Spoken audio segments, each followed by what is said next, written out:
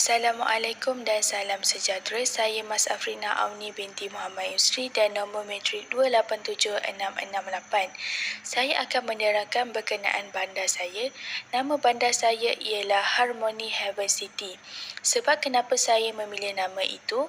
Kerana saya menginginkan suasana bandar yang harmoni, sejahtera dan aman antara semua lapisan masyarakat. Model land use yang digunakan adalah dari Harris and Ullman yang dikenali sebagai Multiple Nuclear Theory. Teori ini merupakan model struktur dalaman bandar di mana kumpulan sosial disusun di sekeliling lokasi node aktiviti. Model ini mengkhususkan wilayah dan zon, struktur fleksibel dan boleh disesuaikan dengan banyak situasi tempatan. Keperluan model ini memberikan penjelasan yang lebih realistik tentang bandar-bandar. Tambahan lagi, perancangan guna tanah yang lebih baik. Model ini membantu bandar menggunakan tanah dengan lebih cekap dengan mewujudkan kawasan khusus untuk aktiviti berbeza seperti industri, rumah dan rekreasi. Ini menjadikan bandar ini teratur dan berfungsi. Selain itu, dapat mengurangkan kesesakan di kawasan pusat. Daripada mempunyai semua aktiviti dalam satu kawasan pusat, model ini menyebabkannya meretasi nukleus yang berbeza-beza. Ini mengurangkan kesesakan di tengah-tengah dan memudahkan orang ramai untuk bergerak dan menjalankan perniagaan. Seterusnya, kepelbagaian dan daya tahan ekonomi.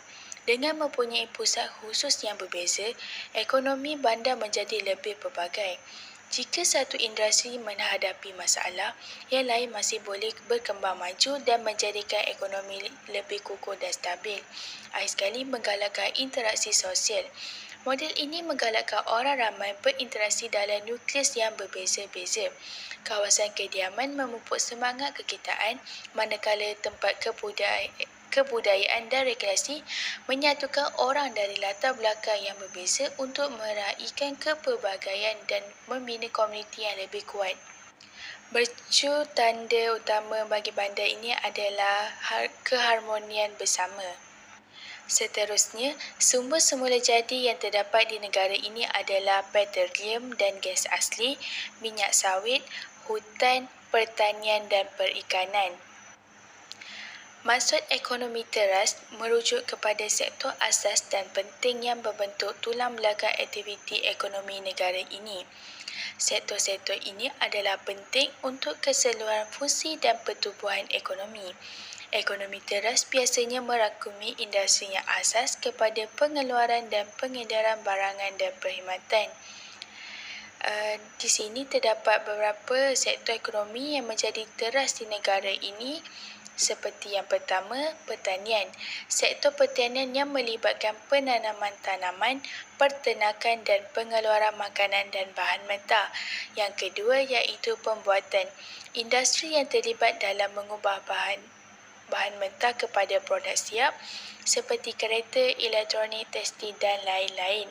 Yang ketiga ialah perkhidmatan. Perkhidmatan dapat dikategori luas, termasuklah pelbagai perkhidmatan seperti penjagaan kesihatan, pendidikan, kewangan, pengangkutan dan pelancongan. Yang keempat ialah tenaga. Pengeluaran dan pengagihan sumber tenaga seperti minyak, gas asli, elektrik dan tenaga boleh diperbaharui. Dan yang terakhir ialah infrastruktur. Ini termasuk pembinaan dan penyelenggaraan kemudahan penting seperti jalan raya, jambatan, pelabuhan dan utiliti. Ekonomi teras ini menyediakan asas untuk sektor lain dan menyumbang dengan ketara kepada pekerjaan, pertumbuhan KDNK dan pembangunan ekonomi keseluruhan. Kerajaan negara ini sering menumpukan pada pengukuhan dan kepelbagaian ekonomi teras untuk memastikan kestabilan dan daya tahan jangka panjang. Okey, kita sambung dengan pecahan wilayah yang dapat dilihat dari segi aktiviti yang disenaraikan dalam model boleh dianggap sebagai zon bebas yang mempengaruhi aktiviti di sekelilingnya. Ia juga terbentuk kerana pergantungan mereka di antara satu sama lain apabila aktiviti tersebut terletak berdekatan dengan nukleus dikatakan akan dibangunkan.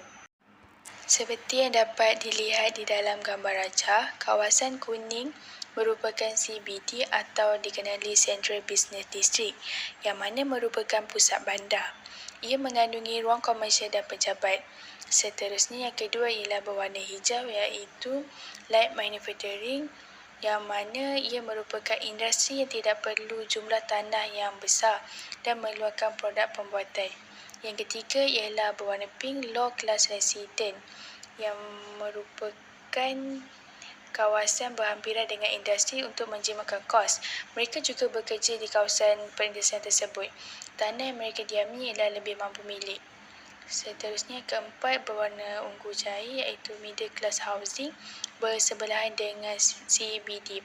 Okey, seterusnya yang kelima iaitu high class housing yang mana mereka mementingkan kualiti hidup yang memerlukan yang menginginkan jauh daripada bunyi bising, pencemaran dan sebagainya. Dan yang keenam ialah heavy manufacturing iaitu perindustrian berat seperti perindustrian ini memerlukan peralatan dan fasiliti yang lebih kompleks. Seterusnya outlying business district ini merupakan kawasan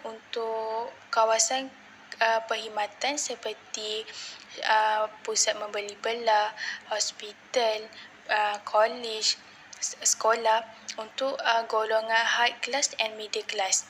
Seterusnya ialah kawasan luar bandar yang berwarna biru pekat dan perindustrian luar bandar berwarna hijau cair. Okey, seterusnya saya menjaga kualiti hidup rakyat dengan 3 perkara iaitu keselamatan, kesihatan dan pendidikan. Yang pertama adalah keselamatan. Di dalam model ini, kami menempatkan balai polis dan perkhidmatan kecemasan secara strategi dalam pelbagai nuklear khusus untuk memastikan masa tindak balas yang cepat dan penguatkuasaan undang-undang yang berkesan di seluruh bandar. Program kepolisian komuniti diwujudkan dalam kelompok kediaman untuk meningkatkan kepercayaan dan kerjasama antara penduduk dan penguatkuasa undang-undang serta memupuk persekatan hidup yang lebih selamat dan terjamin. Yang kedua iaitu kesihatan. Setiap nukleus dilengkapi dengan kemudahan penjagaan kesihatan termasuk klinik dan pusat perubatan, menyediakan akses mudah kepada perkhidmatan penjagaan kesihatan untuk penduduk.